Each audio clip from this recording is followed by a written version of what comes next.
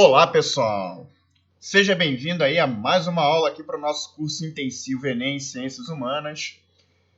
Nessa primeira aula da semana, nós voltaremos aí com conteúdos de filosofia, hoje abordando a temática ideologias, as ilusões do conhecimento, beleza?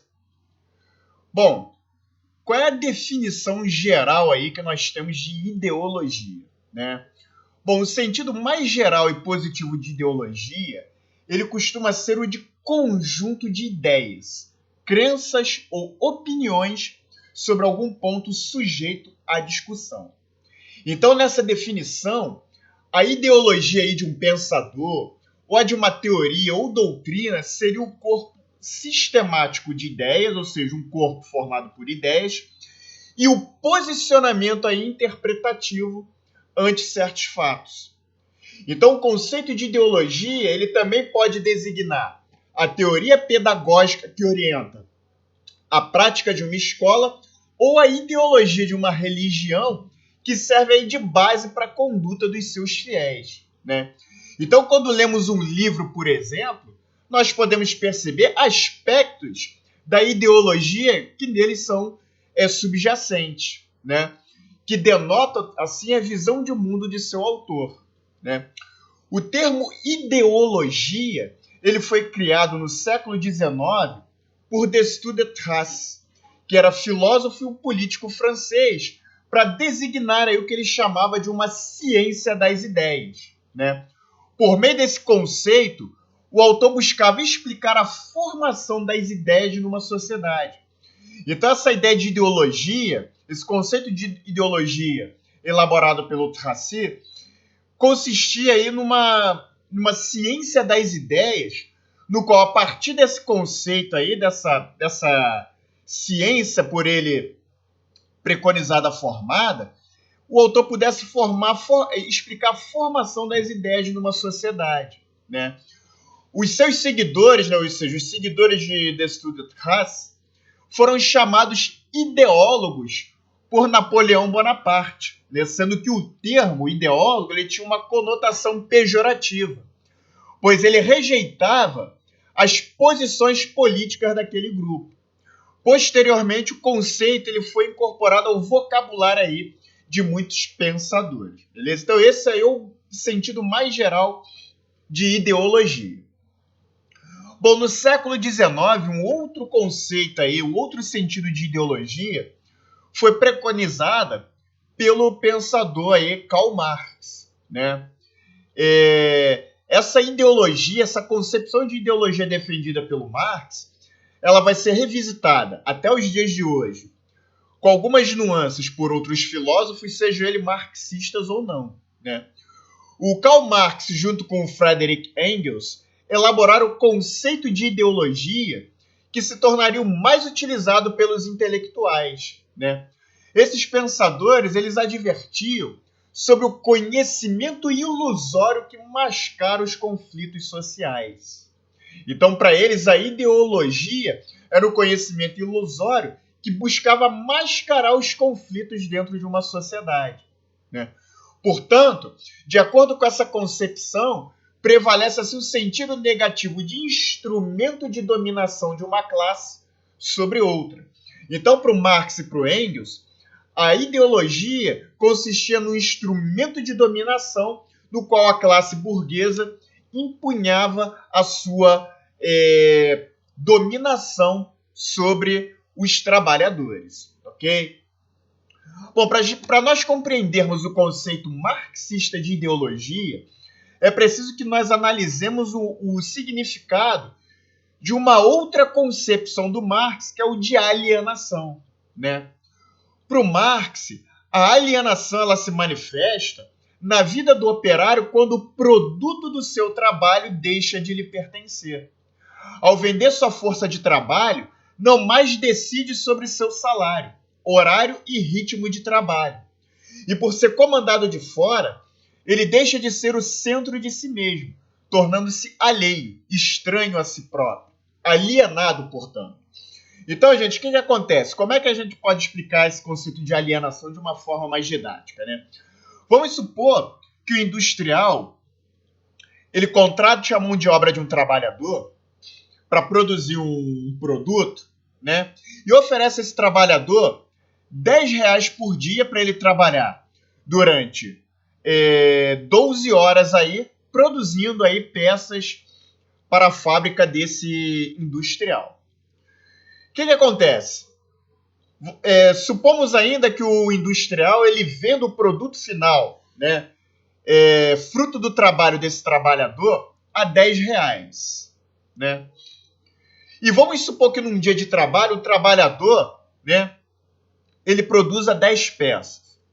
Ora, ao produzir uma peça, ele já pagou aí ao industrial, né? Ele já como eu direi, ele já pagou o industrial pela sua força de trabalho, né? Ele já quitou a sua dívida junto ao industrial, produziu uma peça. No entanto, ele produz mais 9 peças aí que o industrial vai vender a R$ 10. Só que essas outras 9 peças excedentes, elas não pertencem ao trabalhador, ela não é revertida aí para esse trabalhador que produziu essas 9 peças restantes. Essas 9 peças serão comercializadas pelo industrial, dono da fábrica, e o valor dessas peças, né, será apropriado aí pelo burguês, pelo industrial. Então é esse conceito aí, é esse sobretrabalho, ou seja, esse trabalho a mais feito por esse trabalhador é o que o Marx chamava de mais-valia, né? Que é a quantidade de trabalho que o trabalhador elaborou, mas grande parte desse trabalho é apropriada aí pelo burguês, pelo dono da fábrica, entendeu? O trabalhador ele ganha R$ 10 por dia para trabalhar durante 8 horas. Só que nessas 8 horas, ao produzir uma peça que custa R$ 10, ele já reverteu aí, né, em ganho para ele já quitou a dívida, né, junto ao industrial que tinha comprado a sua força de trabalho. No entanto, o trabalhador produz mais 9 peças, né? Mais 9 peças aí é R$ 10, só que o produto, o valor dessas 9 peças não pertence ao trabalhador e é apropriado aí pelo industrial, pelo burguês. Okay? Então esse aí é o conceito do mais-valia, o trabalho excedente que não pertence ao trabalhador, mas é apropriado aí pelo capitalista. Ok? Bom, esse estado de coisas é típico de sociedades divididas em classes em que há trabalhadores explorados, né, que não possuem nenhuma autonomia, e predomina aí a separação entre o trabalho manual e o intelectual. Né? Então, esse estado de coisas aí que o Marx delineia, quando ele aborda a alienação, ele fala que é um estado típico de sociedades divididas em classes em que você tem trabalhadores explorados, né, que não possuem autonomia, que possuem condições de vida miseráveis, ganham salários baixíssimos, né, e onde predomina a separação do trabalho manual do intelectual. Né. Você tem um trabalho intelectual, que é aquele exercido aí pelos membros da classe alta, né, que tem por objetivo pensar, né, esse trabalho, a ideia de intelectual vem de intelecto, de pensamento, e o trabalho manual que é desvalorizado, né, que é o exercido pelos trabalhadores que é super desvalorizado. Okay? E aí o Marx pergunta, por que o operário então não reage a essa situação? Aí ele explica que a ideologia ela impede a tomada de consciência da alienação. E assim se mantém a coesão social sem recurso à violência. Na obra A Ideologia Alemã, em que Marx e Engels introduzem o termo ideologia, os filósofos criticam os pensadores hegelianos cujas reflexões tomavam por base ideias abstratas. A concepção materialista da história, ao contrário, defende que se deve examinar primeiro o modo de produção capitalista para só então analisar como são produzidas as ideias nessa realidade concreta. Né? Então Marx ele vai criticar o Hegel e os seguidores hegelianos pelo fato desses defenderem uma concepção de história, né, que surge aí que tem como base ideias abstratas, né? Para eles, a história se move através das ideias. E o Marx não, né? O Marx ele vai dizer que é a organização material dessa sociedade, dentro do modo de produção capitalista, né, que é a chave para se entender como são produzidas as ideias dentro dessa realidade material concreta. Beleza? Então, em que consiste a ideologia para o Marx, né? Segundo a concepção do Marx, ideologia é o conjunto de representações e ideias, bem como normas de conduta, por meio dos quais o indivíduo é levado a pensar, sentir e agir da maneira que convém à classe que detém o poder. A ideologia ela distorce assim a realidade porque camufla os conflitos existentes no seio da sociedade, apresentando-a como una e harmônica, o que dá a ilusão de que todos os indivíduos partilham interesses e ideias. Tá? Então, numa concepção marxista, a ideologia ela distorce a realidade, camuflando os conflitos existentes, apresentando uma ideia ilusória de que a sociedade é una e harmônica. Ok? Bom, gente, vamos entender agora quais são as características aí da ideologia, né? Uma das características da ideologia é a naturalização, né? A naturalização, ela consiste em aceitar como naturais situações que resultam da ação humana e como tais têm origem histórica. Por exemplo, a afirmação de que desde sempre existiram pobres e ricos e de que é impossível mudar esse estado de coisas, né? Isso aí é uma concepção ideológica típica, né, que se caracteriza pela naturalização, ou seja, a afirmação de que a divisão da sociedade entre ricos e pobres é algo natural, né, que sempre existiu. E não é algo natural, né? A divisão em classes em determinado momento da história, ela surge em determinado momento da história para atender a determinadas expectativas históricas concretas, tá? Mas ela é fruto da organização social dos homens em um dado tempo, né? Então a divisão social entre ricos e privilegiados e pobres, né? Ela tem uma origem histórica e resulta de ação humana. Então, portanto, ela não é natural. Da mesma forma que ela é produto de uma ação humana e tem origem histórica, em um determinado momento da história e através da ação humana, é passível da sociedade não mais se organizar na divisão entre classes, ok? Então essa é uma característica aí da ideologia. A segunda característica da ideologia seria o da universalização. Por meio da universalização, os valores da classe dominante são estendidos aos que a ela se submetem. É assim que a empregada doméstica boazinha não questiona o salário nem reclama se trabalha além do horário, né? Então a universalização é uma característica da ideologia que faz com que ideias e valores da classe dominante sejam estendidos ao conjunto da sociedade aí, dando aí a ilusão aí de unicidade, né? De sociedade una, de sociedade harmônica, né? Então, a partir da naturalização de que a divisão entre ricos e pobres é algo natural, a partir dessa naturalização você tem a universalização dessas ideias, né? E aí você tem o exemplo da empregada doméstica boazinha, né?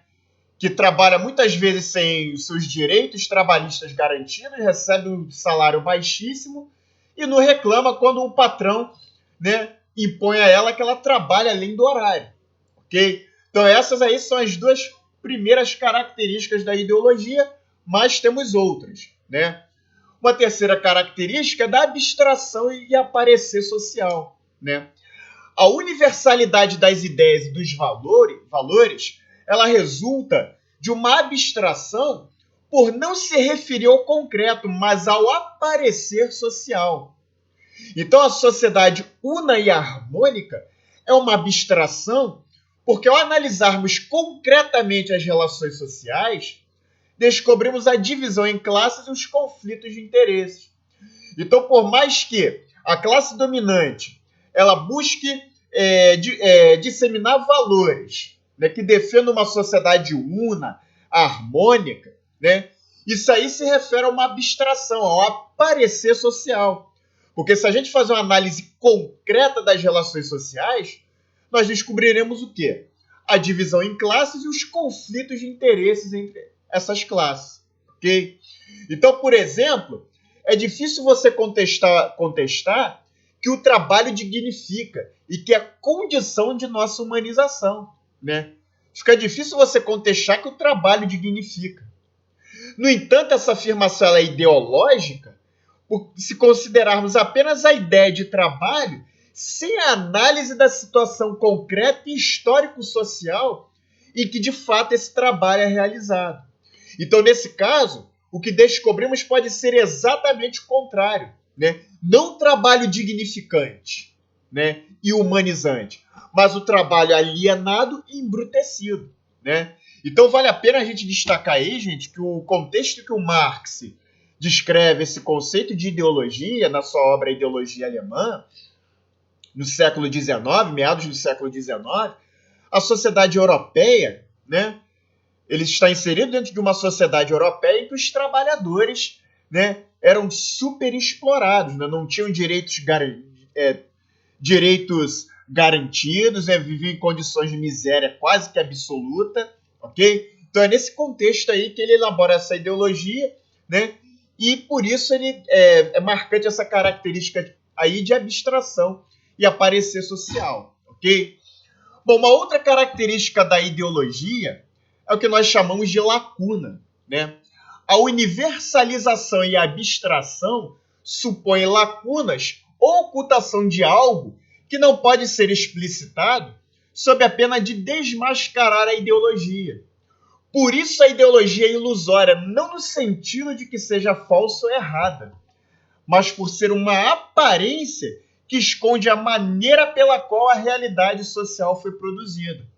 Então, por exemplo, dizer que o salário paga o trabalho pode ser lacunar quando, analisando a gênese do trabalho assalariado, descobrimos a mais-valia, né? Que é o conceito que nós vimos lá atrás. Para o Marx, a mais-valia é a forma específica que assume a exploração, uma vez que o operário produz mais do que foi calculado, né? Mas a parte do trabalho excedente não lhe é paga. Né? É o que a gente viu lá no início, servindo para aumentar cada vez mais o capital. Então a mais-valia é a forma em que o operário produz mais do que foi calculado, né? Mas a parte do trabalho excedente, né, o trabalho das 10 peças, né, ele ganha R$10 por dia. Só que o industrial ele vende o produto final, esse produto final fruto do trabalho desse trabalhador por R$10. Então o trabalhador com uma peça ele já pagou o trabalho. No entanto, né, ele tem que produzir mais 9 peças, né, que custa R$10. Só que o valor dessas 9 peças não é paga, né? Ela é apropriada aí pelo capitalista, entendeu? Servindo aí para aumentar cada vez mais o capital aí do burguês, do capitalista, ok? Bom, e uma quinta característica da ideologia é que ela representa a realidade invertida, né? Ou seja, o que seria a origem da realidade é posto como produto e vice-versa. O que seria o efeito é tomado como causa. Então vamos exemplificar aqui, né? Segundo a ideologia burguesa, a desigualdade social que existe dentro de uma sociedade, ela resulta nas diferenças individuais, porque os indivíduos são desiguais por natureza e a desigualdade social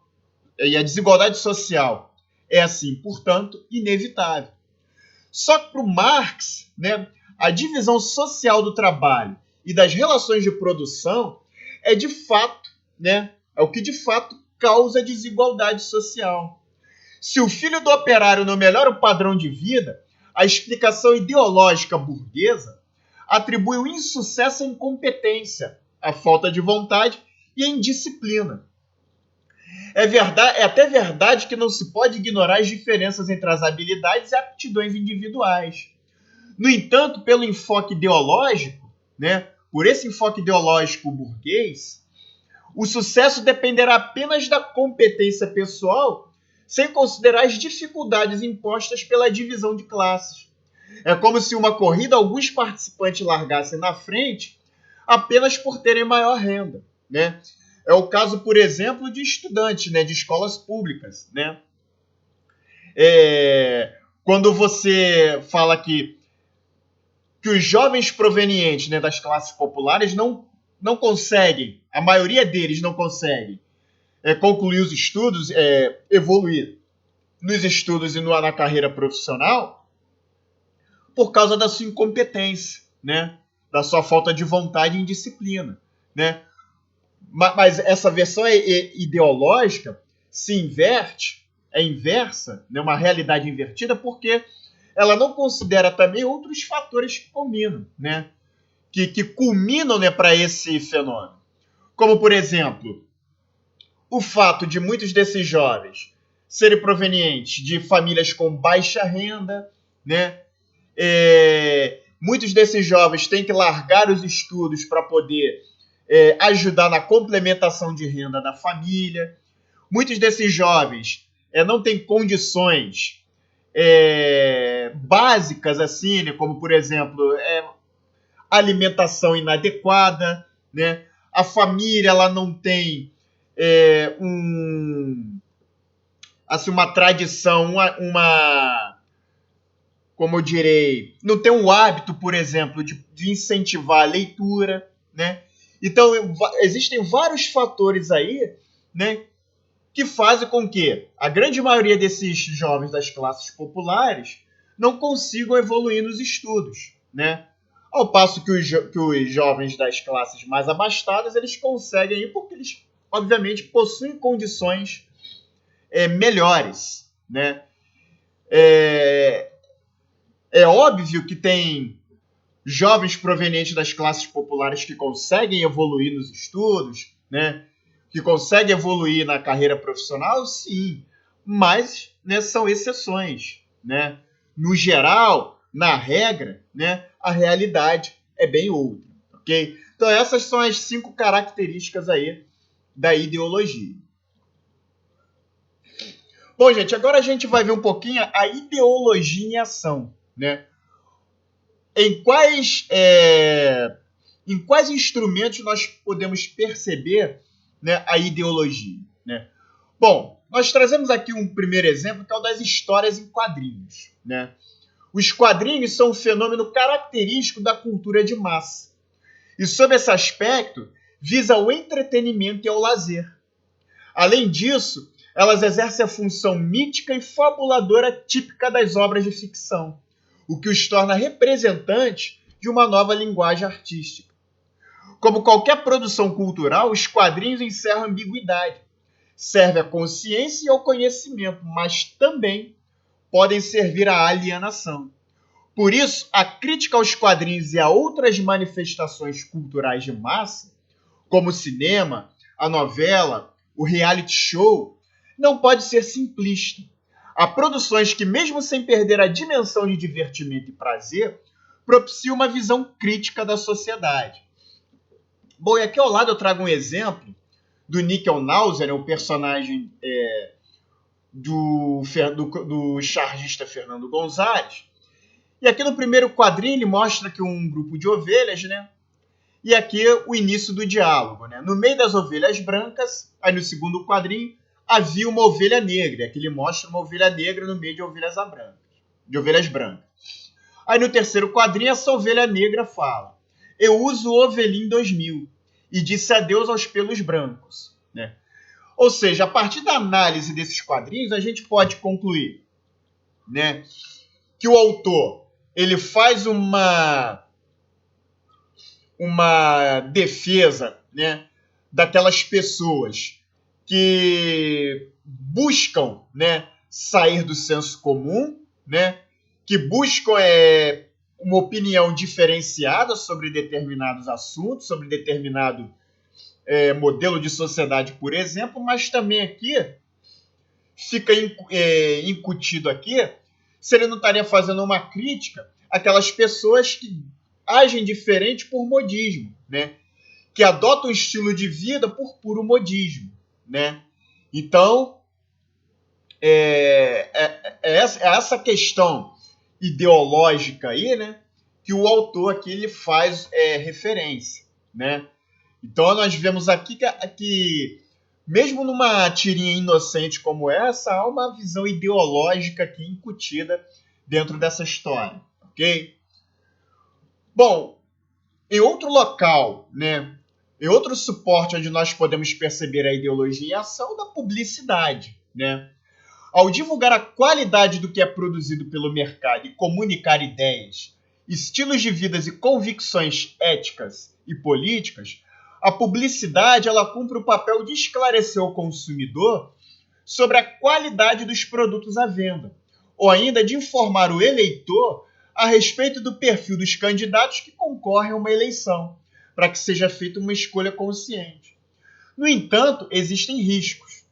Como nós vivemos em uma época de consumismo exacerbado, as pessoas podem ser levadas a comprar muito mais do que necessitam, pressionadas por desejos artificialmente estimulados. Mas não só. Ao mesmo tempo que vende um produto, a publicidade pode vender o ideal da eterna juventude. A publicidade pode vender também o modelo de beleza ideal e tantos outros paradigmas que orientam ideologicamente as aspirações e o comportamento das pessoas. Então, a publicidade ela não busca só, né, divulgar um produto, estimular a venda de um produto, mas ela também vende paradigmas, né? Ela vende ideias, né? Como, por exemplo, nós poderemos citar a questão do modelo de beleza, do padrão de beleza, que é estimulado aí pela publicidade, né? Como, por exemplo, aquele ideal de beleza nórdica, europeia, né? O modelo europeu branco, loiro, né, de olhos claros, né? Aquela mulher saradona, né? Aquele rapaz saradão, né? Então, a mídia, ela vende esse ideal de beleza, né? E aquelas pessoas que não se encaixam nesse ideal de beleza, né? Elas acabam, muitas vezes, né, por sofrer, né, de algumas síndromes, como, por exemplo, a bulimia, anorexia, depressão, né? Porque elas buscam atingir aquele ideal de beleza que é inatingível, né? Que é uma construção ideológica, né, por parte aí da publicidade da mídia, ok? Então, a publicidade ela busca não só vender o produto, mas vender um paradigma, vender uma ideia, ok? Bom, do ponto de vista das eleições, o marketing político pode criar uma imagem falsa do candidato para conseguir apoio do eleitor. Isso aí é o mais comum aqui, principalmente se levarmos em conta a nossa realidade brasileira, né? Em relação também ao marketing político, nós temos os exemplos como a experiência histórica de governos autoritários que fazem propaganda política, né? Aqui no Brasil nós tivemos os exemplos de Getúlio Vargas, né, durante o Estado Novo e da época da ditadura militar, no qual esses governos autoritários fizeram uso da propaganda, né, política para vender a ideia desses governos, né, para conquistar o apoio do restante da sociedade a esses governos, beleza? Bom, gente, aqui eu trago para vocês um cartazinho que foi publicado nos Estados Unidos na época da Segunda Guerra Mundial, né? E que buscava aí recrutar soldados, né, norte-americanos para combater na Segunda Guerra Mundial, né? E esse cartaz aqui é clássico, né? Nos cursos de publicidade é obrigatório praticamente você é dever de casa aqui esse cartaz, né? Ele mostra aqui o tio Sam, que é o símbolo dos Estados Unidos, né? Com apontando, né, um dedo, né, de se dirigindo de forma bem imperativa ao espectador, e abaixo a legenda como se o tio Sam estivesse dizendo: I want you for USA Army, eu quero você no exército dos Estados Unidos, né? Aliste-se na próxima estação de recrutamento, né? Então, a publicidade ela tem esse objetivo, né, de vender a ideia, né, de que o camarada ele tinha por obrigação moral, né, de se alistar e servir a pátria aí, no confronto armado, servir a pátria aí na guerra, ok? Uma outra forma de vermos a ideologia em ação é através da mídia, né?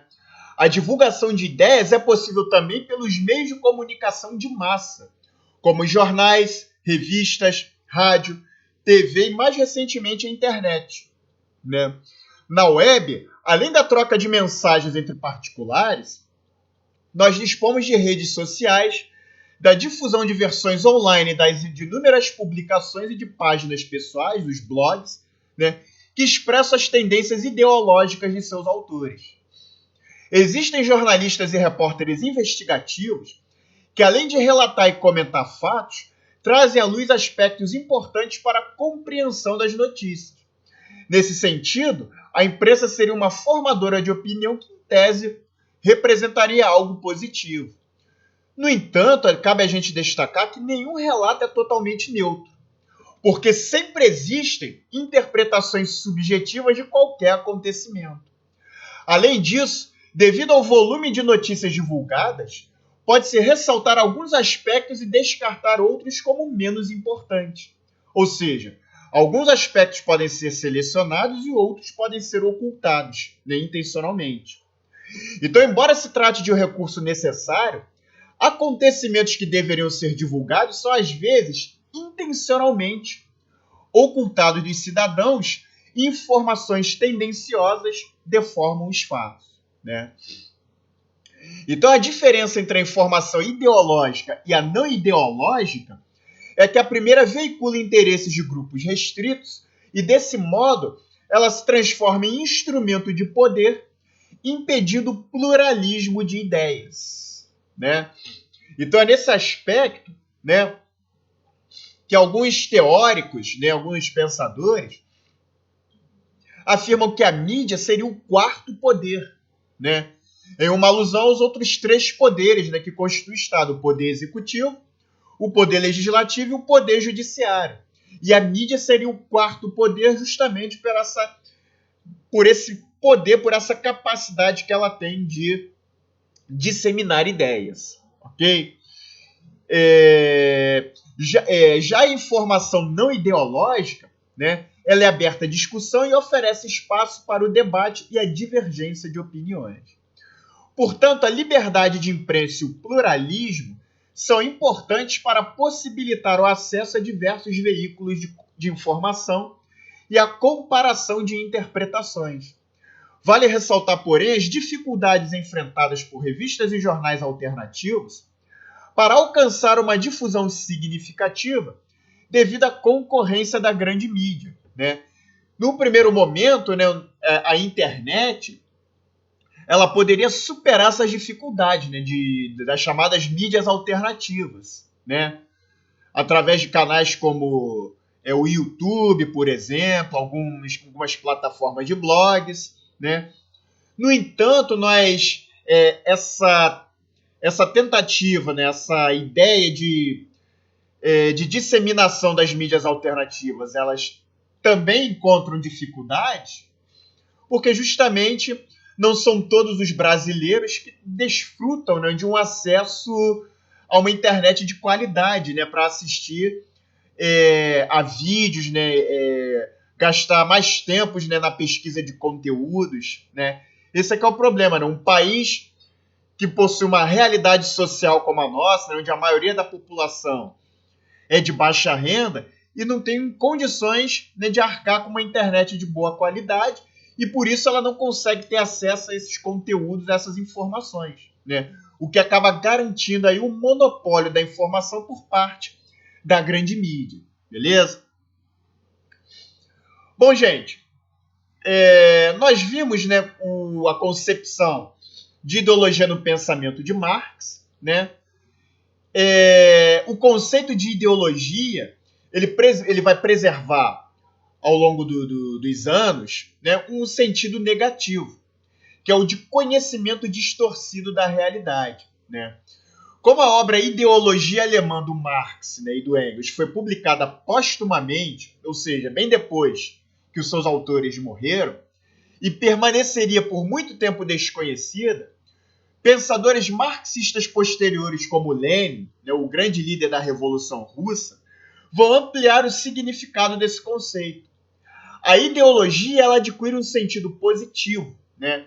Nesse caso, esse sentido positivo é que ela passa a conformar um conjunto de ideias elaboradas pelo proletariado, explicitando seus interesses em contraposição, ou seja, oposição à visão de mundo da classe dominante. É assim que Lenin usa a expressão ideologia comunista, né? Bom, agora veremos aqui alguns outros significados, né, mais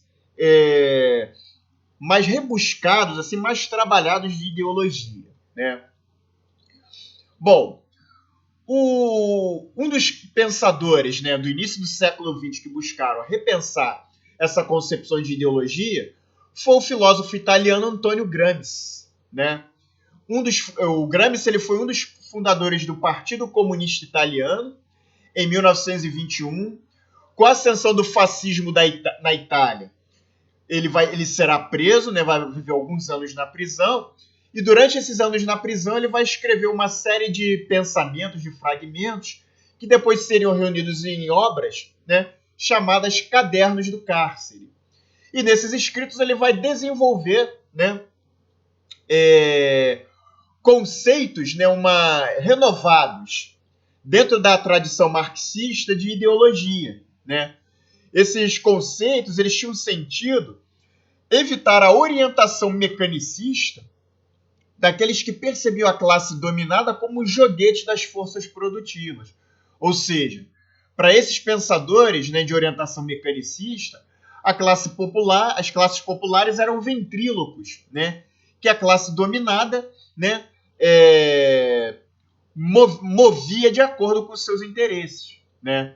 O Gramsci, sem negar a dominação, ele vai fortalecer a concepção de um proletariado atuante na luta para assumir seus próprios valores, né? Como uma estratégia para evitar a submissão. Okay? Então, para o Gramsci, ele vai defender que o proletariado, né? Dentro do proletariado, nós teremos aí, né, movimentos, né, que buscam aí, assumir valores próprios dessa classe, né? Uma estratégia, né, dentro de uma estratégia para se evitar a submissão. Então, para o Gramsci, de início a ideologia, ela tem a função positiva de atuar como cimento da estrutura social, que é quando um grupo exerce liderança moral e intelectual capaz de unificar uma variedade de aliados, formando um bloco social de forças. Em seguida, quando incorporada ao senso comum, essa ideologia ela estabelece o consenso, conferindo hegemonia à nova classe, que passará a ser dominante. Tá? Então, hegemonia é o conceito aí, elaborado por Gramsci para explicar aí como é que funciona aí a ideologia. Okay? Então, a classe dominante ela busca estabelecer o consenso ante os demais atores sociais, né, com o objetivo de estabelecer sua hegemonia aí sobre os demais atores sociais. Okay? Então, os conflitos entre burgueses e proletários, eles exigem destes últimos, os trabalhadores, a elaboração intelectual de seus próprios valores, uma vez que a ideologia vigente reflete os interesses da classe dominante, a burguesia, né? Enquanto os intelectuais tradicionais geralmente pertencem à burguesia, o proletariado precisará de intelectuais orgânicos. Bom, gente, o Gramsci ele faz aí uma distinção entre intelectuais tradicionais e intelectuais orgânicos, né? Os intelectuais tradicionais seriam aqueles intelectuais ligados aí àquela acepção tradicional de pensamento, né? Ou seja, aquele camarada que usa o intelecto, né? que busca pensar alternativas aí dentro da sociedade, né? Pensar essa sociedade. O Gramsci ele contesta essa noção de intelectual porque geralmente, né, esses intelectuais eles pertencem à burguesia e buscam, né, manter a visão de mundo da burguesia. Então, para o Gramsci, o proletariado ele necessitará de criar seus próprios intelectuais orgânicos. Né? O que seriam intelectuais orgânicos? São intelectuais, né, são aqueles camaradas que surgem organicamente, ou seja, que surgem, né, dentro das próprias fileiras dos trabalhadores, que surgem a partir das lutas dos trabalhadores, né, contra a classe dominante, né, e que assim permitirão ao proletariado assumir a consciência, o que ele chamava de consciência de sua missão histórica. Então, nesse processo, o Gramsci ele valoriza a atuação do partido como organizador das massas e como suporte da unidade do bloco social. Então, para o Gramsci, o Partido Comunista, né, eles têm um papel fundamental de organizar as massas populares, né, e servir de suporte à unidade de um bloco social aí contra-hegemônico, beleza? Bom, uma outra concepção nova, moderna, contemporânea aí de ideologia é elaborada pelo filósofo alemão Jürgen Habermas, né? Assim como outros filósofos de orientação marxista, né? O Habermas vai buscar reinterpretar o conceito de ideologia com base nas novas circunstâncias da vida contemporânea, né? O Habermas ele faz parte aí da segunda fase da chamada Escola de Frankfurt, né? Essa escola de Frankfurt ela vai reunir vários intelectuais que buscavam pensar aí o papel da indústria cultural, né? O papel da mídia aí na sociedade contemporânea, né? E o Habermas, nesse contexto, ele vai buscar relacionar ciência, técnica e ideologia para compreender como a consciência tecnocrática do mundo atual se impõe em nome da economia e da eficiência.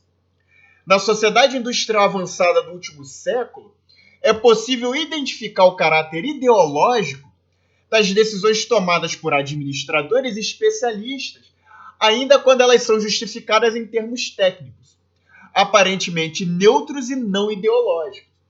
Então, nesse contexto, o Habermas ele distingue o que ele chama de agir instrumental da chamada ação comunicativa, né? Então, o que seria agir instrumental e ação comunicativa, né?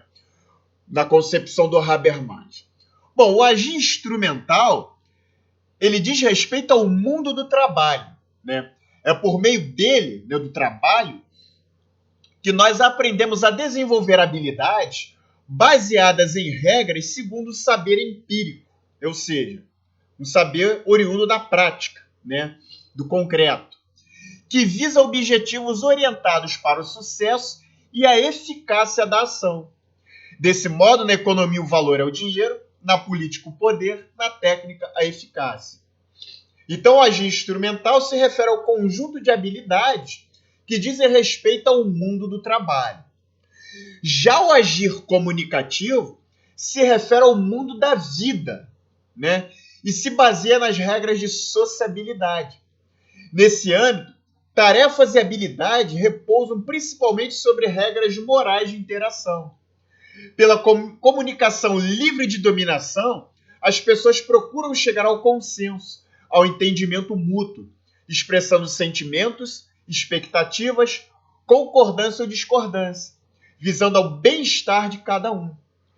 Trata-se do modo como deveriam ser regidas as relações em esferas como a família, nas comunidades, nas organizações artísticas, científicas, culturais.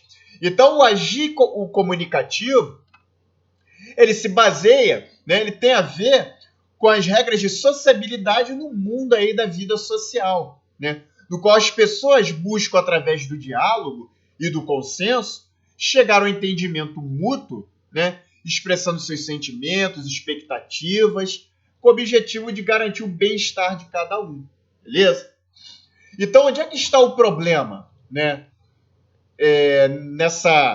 Nessas duas concepções, né? Para o Habermas, o problema surge quando a racionalidade instrumental, ou seja, o agir instrumental, ele se estende para outros domínios da vida pessoal, nos quais deveria prevalecer a ação comunicativa. Então, a intromissão da ação instrumental e outros domínios da vida empobrece, assim, a subjetividade humana e as relações afetivas. Com ela, as ações são avaliadas por sua eficácia e não por serem justas ou injustas. Em outras palavras, né, os valores éticos e políticos são tratados do ponto de vista técnico, adequando-se aos fins propostos pelo sistema, né? As ações se orientam pela competição, pelo individualismo e pela busca do rendimento, né? Que são valores defendidos aí pela classe dominante, né? Então, desse modo, a ciência e a técnica se transformam em instrumentos ideológicos de poder. Quando esses valores, né, das classes dominantes são travestidos aí de eficácia, né, de cientificidade, né? Alega-se, né, que esses valores têm base aí na ciência, né? Tem base na técnica e desse modo, né, elas passam a valer aí sem contestação para o restante da sociedade, porque já que as ações elas passam a ser avaliadas com base na sua eficácia, não por serem justas ou injustas, né? Então, a questão, por exemplo, né, das políticas de distribuição de renda, né, para corrigir as injustiças sociais, né, ou pelo menos amenizar as injustiças sociais, né?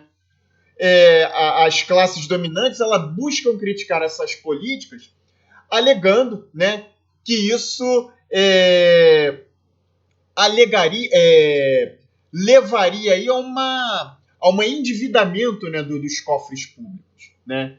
Então, em nome da técnica, essas políticas são criticadas aí, né, pelos setores das classes dominantes, né? Então, é mais ou menos assim que o Habermas busca entender a sua concepção de ideologia inserida aí na sociedade contemporânea, ok?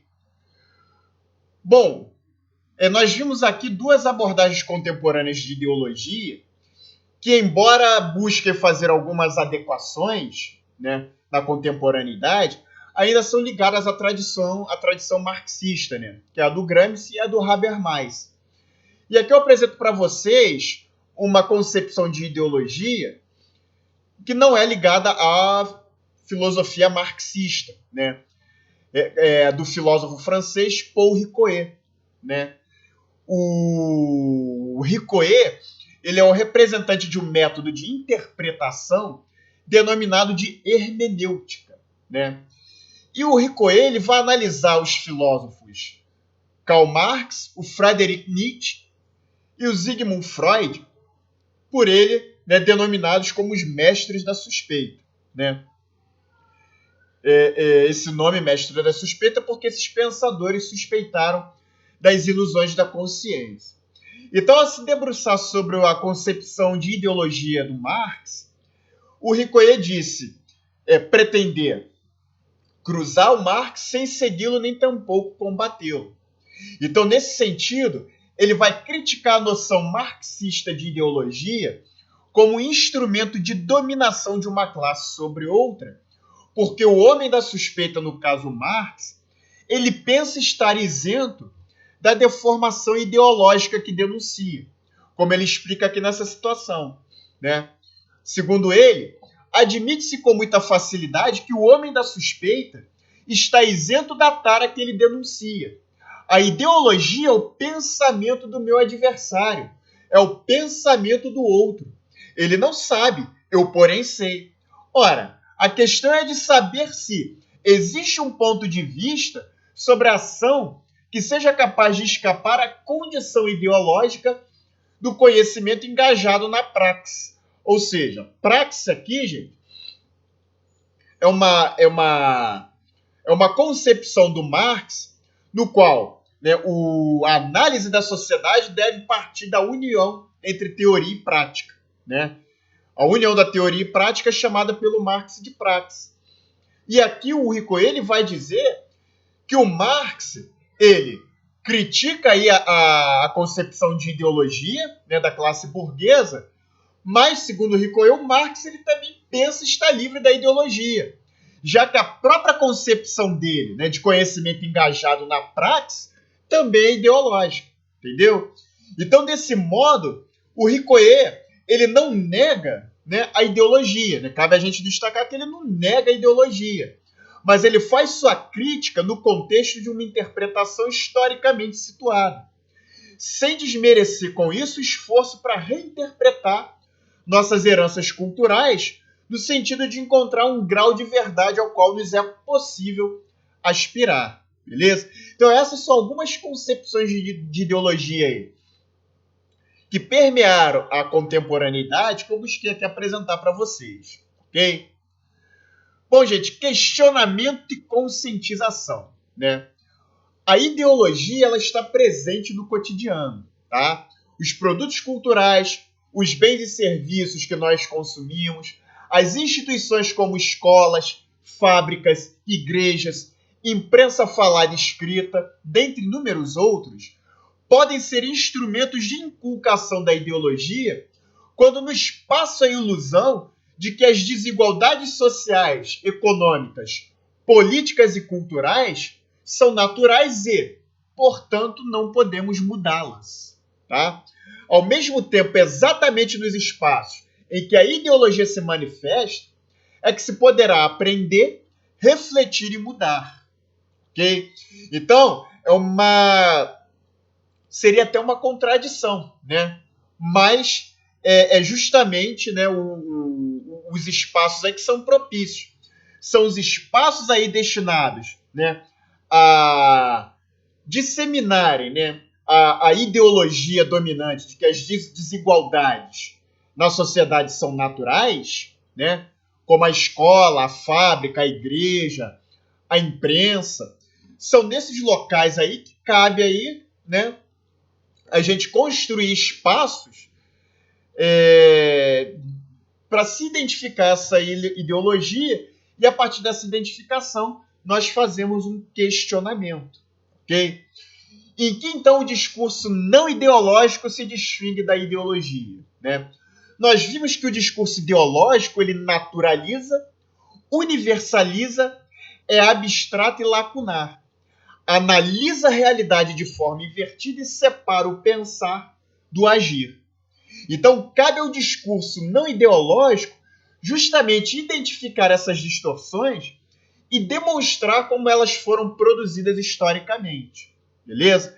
Então, é para derrubar essas concepções de que as desigualdades são naturais, né? Demonstrando, né, como essas distorções foram construídas e como elas foram produzidas aí ao longo da história, ok?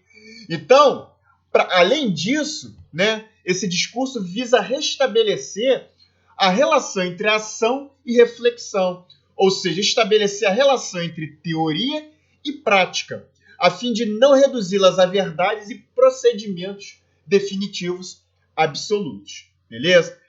Bom, gente, e dessa forma nós encerramos esse conteúdo teórico. E aí eu começo uma nova sessão em cada aula, né? Uma novidade que eu vim trazer para vocês, que é o colocando em prática, né?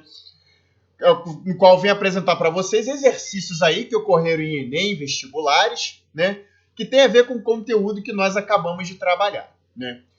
Então aqui eu vos trago uma questão que ocorreu no vestibular da Unicamp, tá? Que nos apresenta aqui o seguinte texto em seu enunciado.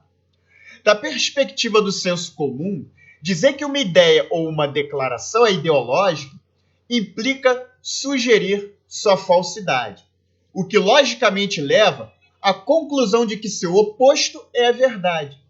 Esse binarismo é uma forma de construir visões de mundo simplistas e manipuláveis, que ocultam interesses sociais. Aí abaixo o comando da questão nos pede.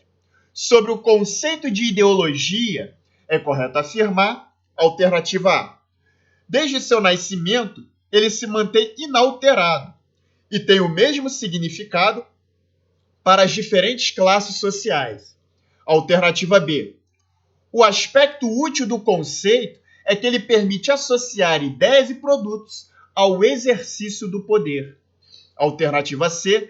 A neutralidade é a chave de sua definição, já que entre o falso e o verdadeiro está o posicionamento social neutro. Ou, alternativa D, a tendência ao seu fim como instrumento de análise social, privilegiando a objetividade no tratamento da realidade.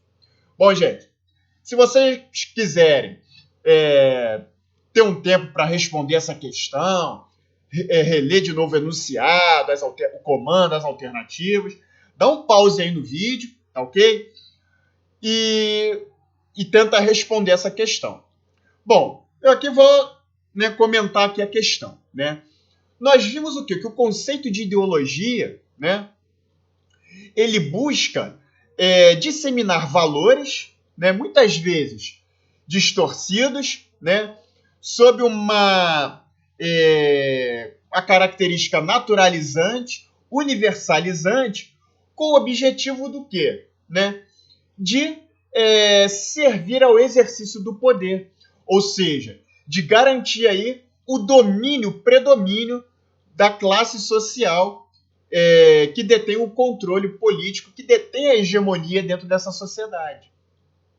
Então, a partir dessa análise, né, da ideologia como instrumento, né, que busca disseminar valores, né, busca disseminar valores de uma sociedade que é una, harmônica, escondendo, né, as contradições sociais, os conflitos de interesses, né, ela busca servir justamente ao controle, né, ao exercício do poder por parte da classe social, né, do setor da sociedade que detém, né, o controle das instituições, o controle político.